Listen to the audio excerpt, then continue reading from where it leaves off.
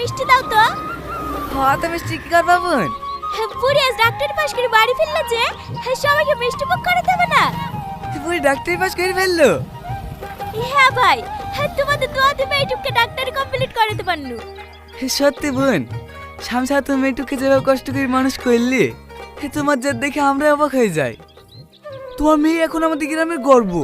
একটা মানুষ চেষ্টা করলে যে সব পারে, সেটা তোমাকে দেখে শিখলাম। আরে দেখো আমাদের গবেরটা, এত করে বলি পড়তে বস, সারাদিন মোবাইল নিয়ে পড়ে থাকবে। এই যা মিষ্টিগুলো হাতে ভরগা। ঠিক আছে বোন, তুমি যাও, হ্যাঁ মিষ্টিগুলো প্যাকেটটাতে পাঠিয়ে দিছি। ঠিক আছে ভাই, এলাও।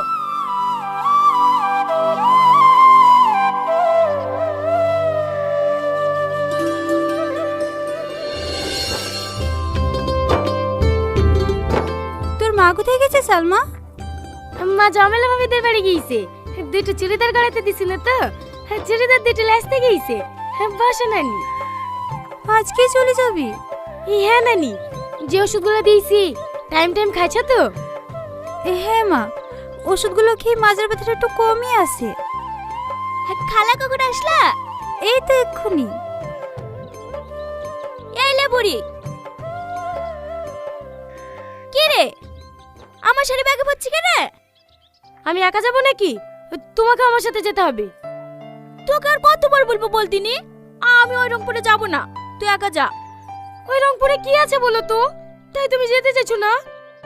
দেখো মা, এতদিন আমি হোস্টেলে একা একা থেকেছি, এখন আমার চাকরি হয়ে গেছে। তুমি এখানে কেন একা পড়ে থাকবা বলো তো? তোমাকে আমার সাথে যেতেই হবে। দেখবার জেদ করিসনি, তুই অন্য যে কোনো জায়গায় পোস্ট নিলে আমি যাব, কিন্তু ওই গ্রামে আমি যেতে পারবো না। মা, মা দেখো দিদি নানি, আমি আজ 5 বছর ধরে পড়াশোনা লেগে বাইরে পড়ে আছি।